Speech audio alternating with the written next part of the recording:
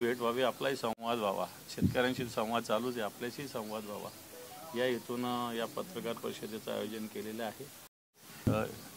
वडले साहेब शिवसेनेचे उपनेते आहेत इथं सोबत, बाकी आम्ही तर खासदार साहेब, खैरे साहेब, आम्ही तर सगळे सोबत आहोत। मी माननीय उद्धवजी ठाकरे साहेबाला विनंती करतो की आपण या पत्रकार परिषदेत संबोधित। विषयाची आपल्याला कल्पना आहे। या वर्षी एकतर पाऊस खूप आधी सुरू झाला आणि आत्तापर्यंत ज्या ज्येष्ठ शेतकऱ्यांना भेटलोय, अगदी 90 वर्षाचे काही भेटले, 1-2 ठिकाणी तर 90च्या पलीकडे ज्यांची वय आहेत असे सुद्धा शेतकरी दादा भेटले आणि त्या सर्वांचं म्हणणं असं होतं की त्यांच्या आयुष्यात एवढी मोठी आपत्ती कधीही त्यांनी अनुभवली नव्हती। साहजिकच आहे, मोठी आपत्ती म्हटल्यानंतर नुकसानही तेवढंच महाप्रचंड झालेलं आहे। तसं पाहिलं तर मराठवाडा हा साधारणतः आपण अवर्षणग्रस्त भागामध्ये धरतो। यावेळेला आकृत झालं, पाणी एवढ्या प्रचंड प्रमाणावरती आलं की अनेक ठिकाणी गेले, शेती गेल्या, इलेक्ट्रिक पोल विल म्हणजे जमीन खरडून गेली, सगळं आयुष्य वाहून गेलं। अशा संकटात शेतकरी सापडलाय। एकतर शेतकरी अहोरात्र मेहनत करून जे काही पिकवतो त्याला योग्य भाव मिळत नाही, हमी भाव मिळत नाही। सरकार हमी भाव जाहीर करतं आणि खरेदी केंद्र फार उशिरा सुरू करतं, त्याच्यामुळे शेतकऱ्याला त्याच्या एका काय शब्द नेमका वापरायचा, कारण घर चालवावं लागतं, म्हणून मिळेल त्या भावामध्ये व्यापाऱ्यांना त्याचं पीक विकावं लागतं। मग कापूस असेल, सोयाबीन असेल, काही असेल, आणि त्याच्यानंतर मग खरेदी वर्षी तर हाती पीकच लागलं नाही, संपूर्ण जमीन खरडून गेली, वह्या पुस्तकं, गुरं ढोरं सगळं, म्हणजे काही असं राहिलंच नाही। मला होतं की ज्या सरकारने निवडणूक प्रचारामध्ये जाहीर केलं होतं, देवेंद्र फडणवीसांची परवाकडे ऐकवली की हे सरकार आल्यानंतर 7/12 कोरा करणार, आत्ताच ती वेळ आहे 7/12 कोरा करण्याची, पण आता काहीतरी आहे, ते मुहूर्त शोधत बसलेत। आता मधल्या काळामध्ये एक आंदोलन उभं झालं का केलं होतं देव जाणे, पण त्यांना आता जूनचा मुहूर्त दिलाय। आपण येता जाताना आता बघाल असहाय्यपणाने त्यांच्या परत पुढच्या रब्बीच्या पिकाच्या हंगामाच्या कामाला लागलेले आहेत। मग आत्ता पंचनामे अजून झालेले नाहीत। आत्ता पंचनामे करायला जर का पथक गेलं, केंद्राचं पथक आलं कधी, गेलं कधी, कोणालाच कळलं नाही, तर देणार। कारण आता येताना आपण वळण इकडे घेण्याच्या आधीच बघितलं की शेतकरी त्याचं काम करतोय। मग आपण जर का पथक म्हणून गेलो तर काय बघणार, नाही सगळं व्यवस्थित आहे, शेतकरी कामाला लागले, नुकसान भरपाई मिळणार कशी? पीक विमा ही सुद्धा एक मोठी थट्टा आहे, कारण त्यातले महत्त्वाचे ट्रिगरच काढून टाकले। आणि मी जे कागद सुद्धा दाखवले, कोणाला 6 रुपये, कोणाला 3 रुपये, कोणाला 2 रुपये, कोणाला 21 रुपये, म्हणजे नुकसान भरपाई तर दूर, कर्ज डोक्यावरती चढलंय। रब्बीचं कर्ज हे मिळणार की नाही मिळणार, त्याच्यासाठी परत गहाण काय टाकणार, खरडून गहाण म्हणून स्वीकारणार का? आणि आधीच ती गहाण जर टाकलेली असेल तर दुबार पेरण्यासारखी दुबार गहाण घेणार का? म्हणजे काय प्रश्नातून प्रश्न निर्माण होत आहेत। म्हणून मी ज्या वेळेला त्यांनी जून काढला तेव्हाच 2-3 प्रश्न विचारले होते की जून मध्ये जर तुम्ही कर्ज देणार असाल तर तोपर्यंत हप्त्याची की नाही फेडायची, नवीन कर्ज मिळणार, नवीन मिळालेले कर्ज सुद्धा फेडायचं की नाही फेडायचं। कारण एका बाजूला मुख्यमंत्री सांगतात जूनमध्ये कर्जमुक्ती करणार, दुसऱ्या अर्थमंत्री बोलतायत की नियमितपणाने कर्जाची तुम्हाला सगळंच फुकट पाहिजे का, त्याचे हप्ते नियमित फेडा। म्हणजे नक्की काय करायचं शेतकऱ्यांनी हे कळण्याचं झालेलं आहे। आणि जे पॅकेज जाहीर केलं, मोठं आकर्षक शब्दांमध्ये मुख्यमंत्र्यांनी पॅकेज जाहीर केलं, 31,000 साधारणतः 800 कोटीचं, आणि घोषणा करताना सांगितलं की इतिहासातलं सगळ्यात मोठं पॅकेज, हे इतिहासातली सगळ्यात मोठी थाप आहे।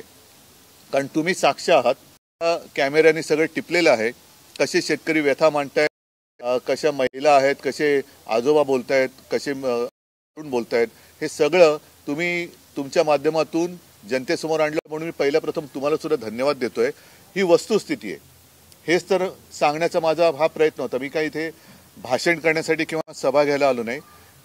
म्हणजे सरकार जे बोलतंय ते आणि जमिनीवरची वस्तुस्थिती व्यथा ह्या जनतेसमोर आणायला आणि सरकारचं ढोंग वेशीवर टांगायला मी हा जो काही संवाद दौरा केला तो आता 2 माझ्या बैठका राहिल्या, पण हा 4 दिवस मी त्याच्यासाठी केला. हे सगळं पाहिल्यानंतर माझ्या मनात ज्या गोष्टी आल्या ते मी बोलत आलेलो आहे. 2 गोष्टी मी शेतकऱ्यांना सांगितल्या. पंचनामे झालेले नाहीत. म्हणजे आपले खासदार संजय जाधव त्यांच्या इकडे तर एका तहसीलदाराने सांगितलं की तुम्ही मुख्यमंत्र्यांकडे जा. कदाचित ती त्याची सुद्धा मजबुरी असेल, कारण वरनच काही आलेलं नाही. तर आडात नाही तर पोहरात कुठून, त्याच्यामुळेच पैसे आले नसतील. तर तहसीलदार जर का मगरुरीने वागत असेल तर मला वाटतं त्याला उचलून मुख्यमंत्र्यांच्याकडे न्यायला लागेल. मुख्यमंत्र्यांनी सुद्धा याच्यात लक्ष घातलं पाहिजे की तुम्ही जो काय आम आणलाय, जे काय सोंग आणलंय, हे किती बोगस आहे. हे सरकार कसं दगाबाज, या सरकारचं पॅकेज हे कसं नुसतं बकवा, हे या दौऱ्यातनं जनतेसमोर मी आणण्याचा प्रयत्न केलेला आहे. आणि त्या कार्यक्रम सांगितले की आता जनता म्हणजे शेतकरी या दगाबाज सरकार करेल की हे शेतकऱ्याची जी मागणी आहे की कर्जमुक्ती तिथं झाली पाहिजे. हेक्टरी त्याला ती शेतकऱ्याची मागणी ती त्याला मिळाली पाहिजेत. पलीकडे बाजूला ठेवलं तरी देखील सरकारने जी काही आहे त्याचं वास्तव म्हणजे हे जे काही तहसीलदार आहेत, ज्यांनी पंचनामे किंवा कोणी असतील ते तहसील आपला पंचनामा करण्याची ज्यांच्यावर गाव खेडोपाडी, त्यांनी पंचनामे केलेत की नाही, पंचनामे केले असतील तर पंचनामे करून रिपोर्टवर पाठवले की नाही, रिपोर्ट पाठवला तर त्यांच्या सर्कलमध्ये किती शेतकऱ्यांना किती नुकसान भरपाई मिळण्याची आवश्यकता आहे आणि ती मिळाली आहे की नाही, पंचनामा आता शिवसैनिकांच्या सोबतीने जनता करेल. आणि दुसरी गोष्ट अशी, आल्यानंतर फसवी आश्वासनं देतात. मग ते लाडक्या बहिणीचं असेल किंवा कर्जमुक्ती म्हणतो, ते कर्जमाफी म्हणतात. कर्ज झालं. आता तुम्ही बघितलं की नुकसान भरपाईसाठी ज्याच्या नावाने त्यांना अगदी महिला तरी प्रवास करून अंगठे पैसे करायला तिकडे यावं लागतं, अनेकदा सर्व्हर डाऊन म्हणून परत जावं लागतं. तर हे सगळ्या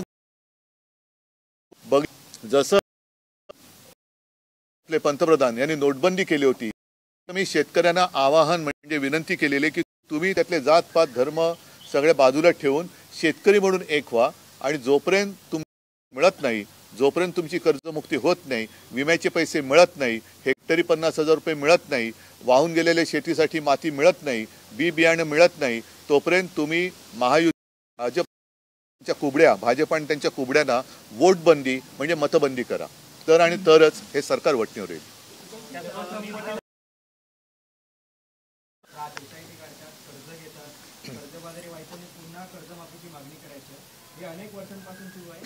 राधाकृष्णांच्या साखर कारखान्याला आतापर्यंत किती वेळा थकबाकी, थकहमी, कर्जमाफी, कर्जमुक्तीवर काय काय केले त्यांनी तो हिशोब मांडावा पहिला. उपसा जलसिंचन म्हणजे त्यांचे सुद्धा घोटाळे हे जगजाहीर आहेत. त्याच्यामुळे त्यांना तर बोलण्याचा काय अधिकारच नाही. तुम्ही ज्या गावात गेला तिथल्या लोकांना असं म्हणत होता की हा लढ्यासाठी आता आणखी तीव्र होणार आहे, तुम्ही लढणार आहे आणि त्यावेळेला तुमची मला साथ हवी. ही साथ मतांच्या माध्यमातून की नाही? आता तर निवडणूक नाहीच आहे. तुमच्या लक्षात असेल की मी मुख्यमंत्री झाल्यानंतर कोणती निवडणूक नव्हती तरी कर्जमुक्ती केली होती, कोणती निवडणूक नव्हती तरी शिवभोजन योजना सुरू केली होती, आणखीन आपत्तीमध्ये मदत सुद्धा केली होती. कोणत्याही निवडणुका नव्हत्या ना, मी कोणती समिती नेमली ना, कसला अभ्यास केला, पण एक माझी भावना किंवा माणुसकी म्हणून मी कर्जमुक्ती केली होती. आता सुद्धा जो लढा उभारायचा आहे तो ह्याची सुद्धा आठवण करून देतो की काही वर्षांपूर्वी ह्या विमा आताची मला परिस्थिती कशी माहिती नाही, पण त्यावेळेला विमा कंपन्यांचे जे दलाल होते ते शेतकऱ्यांकडनं ते हप्ते म्हणजे त्याला हप्ता म्हणतात ते घ्यायचे. आता मध्ये सरकारने 1 रुपयात पीक विमा योजना काढली केली. परत परिस्थिती काय मला कल्पना नाही, पण तेव्हा यांचे एजंट हे फिरायचे आणि नुकसान भरपाईच्या वेळेला गायब व्हायचे आणि शेतकरी ऑफिसमध्ये जायचे, कारण कोणत्या कंपनीचं कोणत्या शहरात ऑफिस आहे हे शेतकऱ्याला माहीत नव्हतं. म्हणून आम्ही ती माहिती घेऊन त्या ऑफिसवरती शहरात मुंबई आणि पुण्यात मोर्चे काढले होते आणि त्याचा परिणाम असा झाला की शेतकऱ्यांना त्यावेळेला योग्य ती नुकसान भरपाई मिळाली होती. तर हेही आंदोलन सुरू होईल. आम्हाला जे करण्यासारखं आहे ते आम्ही सगळं करू. महिन्यानंतर पुन्हा मी मराठवाड्याचा दौरा करणार आहे आणि त्यावेळी तुम्ही नाही, आता म्हणून मी शिवसैनिक आणि केले की तुम्ही पहिला दगाबाज सरकारचा पंचनामा करा. म्हणजे कार्यालय ज्यांच्या हातामध्ये पंचनामे किंवा मदत वितरण करण्याचे अधिकार आहेत त्यांच्या ऑफिसमध्ये जाऊन बसा आणि त्यांना विचारा तुम्ही पंचनामे किती लोकांचे केले, अजून केले का नाहीत, केलेत, आता केले तर काय म्हणून करणार, कसे करणार. कारण आता मी म्हटलं तसं शेतकरी पुन्हा कामाला लागलाय, तर पंचनामा कसा करणार तुम्ही, नुकसान भरपाई कशी मिळवून देणार. तर त्याचे पंचनामे म्हणजे त्याची यादी ही रोज आता त्या अधिकाऱ्यांनी त्याच्या ऑफिसच्या कार्यालयाच्या दारावरती म्हणजे बोर्डावरती लावली पाहिजे की माझ्या अखत्यारीत एवढे शेतकरी येतात, त्यांचे एवढ्याचे मी पंचनामे केलेले आहेत, एवढ्यांना एवढं नुकसान भरपाई मिळणं हे क्रमप्राप्त आहे, एवढ्या जणांचा मी रिपोर्ट पाठवलेला आहे, एवढ्याने एवढी मदत केलेली आहे. हे आता पंचनामे हे जनता करेल.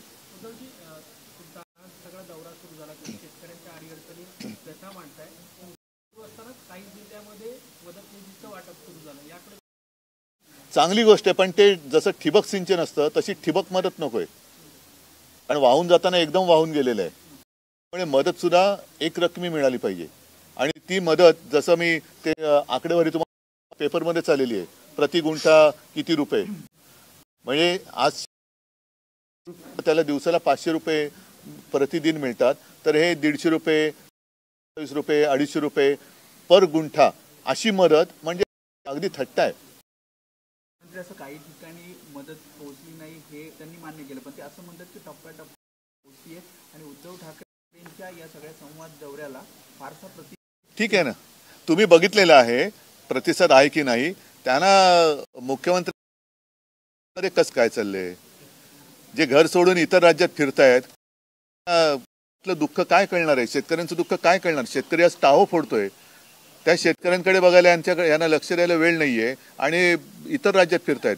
पहिलं महाराष्ट्र माझं घर आहे ही भावना त्यांच्या मनात नसेल तर ती सुद्धा थट्टा करणं याच्यासारखं मी काय म्हणेन दुर्दैवी प्रकार नाहीये. म्हणजे ही महाराष्ट्रातल्या स्वतः शेतकरी जिथे जातात त्याच्या आदल्या दिवशी काही जणांकडे म्हणजे शेतकऱ्यांना पैसे मिळतात, आनंदाची गोष्ट आहे. मी आदळ नाही आलो, माझा दौऱ्याचा उद्देशच हा आहे की मदत मिळालीच पाहिजे, मदत मिळालीच पाहिजे. जी कर्जमुक्ती म्हणतोय, 50,000 रुपये हेक्टरी म्हणतोय, ही तर मिळाली पाहिजे. पण तोपर्यंत आता तुम्ही होतात ना, तो एका गावाचा शेतकरी त्याच्या 40 जनावर दुभत्या म्हशी वाहून गेल्या, ते फोटो पण आहेत, पण त्याला अजून एक पैसा मिळालेला नाही. आता टप्प्याटप्प्याने म्हणजे 40 म्हशींचे टप्पे किती करणार तुम्ही.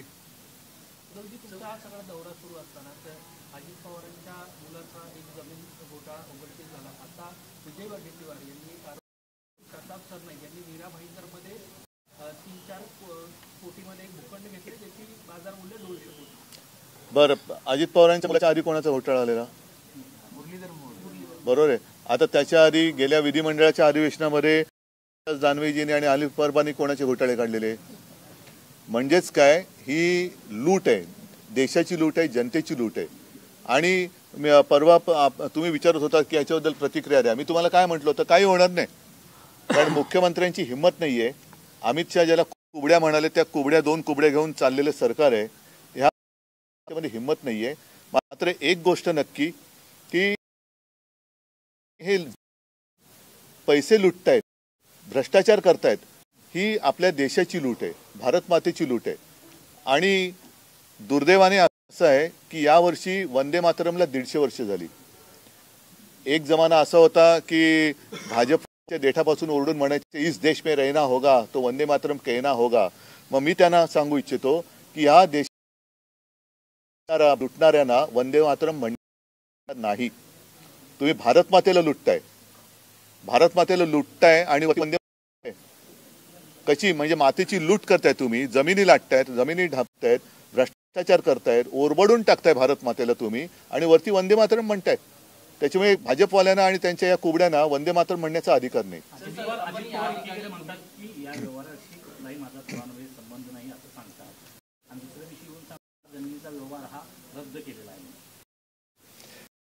तुम्हाला म्हटलं ना की ह्यातनं निष्पन्न काही होणार नाही. मोहळांचा भ्रष्टाचार दाबला गेला त्यावेळेला तर अगदी व्हिडिओ आले होते ना, पैशाच्या बॅगा घेऊन बसलेत, डान्स बारचे पुरावे दिले. अंबादासजी तुम्ही सुद्धा रोज काय ना काहीतरी अजूनही भ्रष्टाचार काढतातच आहात. त्याच्यामुळे जे भ्रष्टाचार करणाऱ्यांना पक्षात घेऊन त्यांना राज देतात अशा लोकांना वंदे मातरम बोलण्याचा अधिकार नाही. प्रश्न असा होता की सगळ्या मंत्र्यांचे सत्ताधाऱ्यांचे घोटाळे इतके उघड होतात, असा विरोधी पक्ष म्हणून तुम्ही टीका टिप्पणी करताय, पण पुढे काय काय भूमिका असणार आहे? पुढे काय म्हणजे शेवटी लढत राहावं लागेल ना. जर का तुम्ही जसं भाजप करते की भ्रष्टाचारांना अभय देते, म्हणजे भ्रष्टाचारी जनता पार्टी असं त्याचं रूप झालंय, असे सगळेच जर का त्यांच्या भ्रष्टाचारासमोर मान तुकवायला लागले तर कसं चालणार? आज शेतकऱ्यांना मला काय गरज पडले फिरायची, पण शेतकऱ्याचा आवाज कोणीतरी उठवला पाहिजे. शेतकरी मगाशी तुम्ही आता येताना बघितलं, एक ताई ते डोळ्यात पाणी होतं की मुलांच्या शिक्षणाचं आम्ही कशी फी भरू, मग मुलींना फाशी म्हणते माझी भरायला लागते. मग हे जे वास्तव आहे ना, हे वास्तव जनतेसमोर आणण्यासाठी म्हणून मी दौरा केलेला.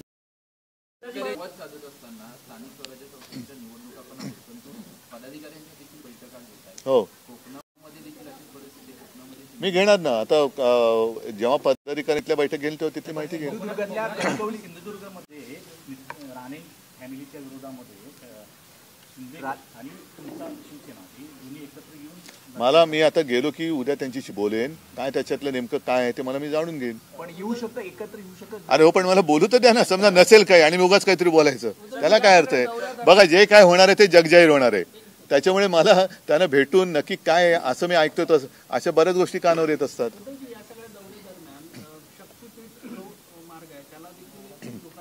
हो, शक्तीपीठ विषय मी परत वेगळा घेणार आहे. आता ह्या दौऱ्याच्या मध्ये ती सुद्धा ठिकाणं आली, त्याच्यामध्ये तिथल्या शेतकऱ्यांनी माझ्याकडे तक्रारी केल्या आणि मी त्यांना पूर्ण पाठिंबा दिलेला आहे. त्याच्यामुळे शक्तीपीठ हा विषय या नंतर आम्ही तो सुद्धा घेणार आहोत. एक अरे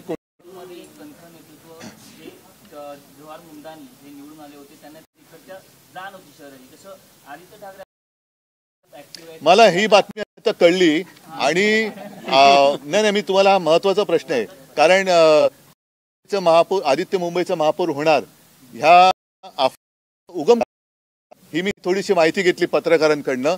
तर मला असं कळलं की संघामध्ये चर्चा सुरू आहे की 10 वर्ष झाली मोदी देशाचे वर्ष झाले गृहमंत्री अमित शाह आहेत, पण अजूनही त्यांच्या शहराचं नाव अहमदाबाद आहे, ते बदलू शकले नाहीत. म्हणून संघात चर्चा आहे की मोदी किंवा अमित शहानं परत अहमदाबादचं महापौर करून त्यांच्याकडनं प्रस्ताव घ्यायचा अहमदाबादचं नामांतर करण्याचा, असा प्रस्ताव संघात चालू आहे. पण ही संघाची अंदरकी बात आहे.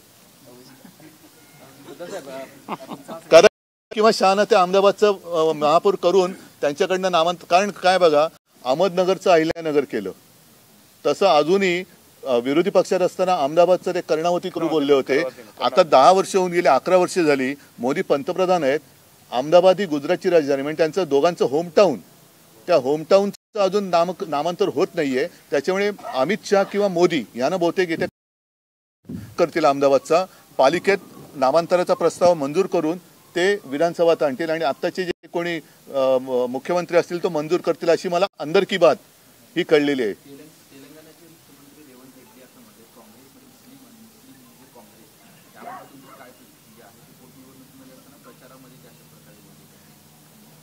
तो त्यांच्यापुरता तो प्रश्न असेल, मला नाही वाटत. आता जसं मुंबईमध्ये सुद्धा इतर काँग्रेसची लोक काहीतरी बोलत असतात, मग ते काँग्रेसची लोक सांगतात ते त्यांचं वैयक्तिक मत आहे. त्याच्यामुळे आता त्याच्यावर रवंत करण्यात काय अर्थ नाही.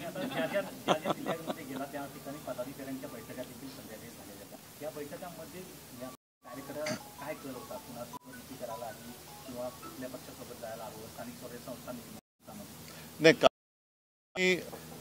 भांडायचं कोणाच्याच मनात नाहीये. कारण आता बघितलं तर हा जो सगळा चालू आहे बेगुमानपणाने, म्हणजे कोणालाच जुमानत नाहीयेत. उघड दिवसा ढवळ्या जमिनी ढापतायत, पैसे लाटतायत, काय वाटेल ते चाललेलं आहे. कॉन्ट्रॅक्टर म्हणजे मुंबईची तिजोरी तर फस्तच केलेली आहे. आता शक्तीपीठ महामार्ग सुद्धा शेतकऱ्यांचा विरोध असून गरज नसताना हा, ज्याचं सुरुवातच नारळच फुटणार 86,000 कोटींनी आणि त्याच्यानंतर मग तो वाढत जातं. म्हणजे 86,000 कोटींनी सुरुवात झाल्यावर तो 1.5 लाख 2 लाख कोटीपर्यंत जाणार. म्हणजे यांचं उखळ पांढरं होणार आणि शेतकऱ्यांच्या सुपीक जमिनी मारल्या जाणार. शेतकऱ्याच्या हातामध्ये तिथे भिकेचा कटोरा येणार. त्या टोल नाके यांच्याचकडे जाणार. टोलच्या जमिनी आता यांनी घेऊन मोकळे पण झाले असतील. तिकडे यांची सगळे व्यवसाय येणार, पेट्रोल पंप येतील, मॉल येतील, काय काय होईल. म्हणजे ह्यांची आबादी ही लुटमार करून होणार. त्याच्यामुळे मला असं वाटतं सगळ्याच पक्षांनी आता शहाणं होऊन याच्या विरोधात एकत्रितपणे लढून यांना हरवलं पाहिजे. तुम्ही सगळीकडे फिरता नाही त्या ठिकाणी शेतकरी म्हणतात की तुमच्या वेळेला 2 लाख रुपयाची आम्हाला मदत मिळाली होती किंवा आमचा कर्ज माफ झालेला होता. यावर विचारलं तर त्यांनी म्हटलंय उद्धवजी ऍक्सिडेंटल मुख्यमंत्री असतील ना, पण तुम्ही जो काय आता ऍक्सिडेंट केलाय त्याच्याबद्दल बोला ना. तसं पाहिलं तर देवेंद्र पण ऍक्सिडेंटलच आहेत ना, नाहीतर ते दाढीवाल्याला करणार होते आधी.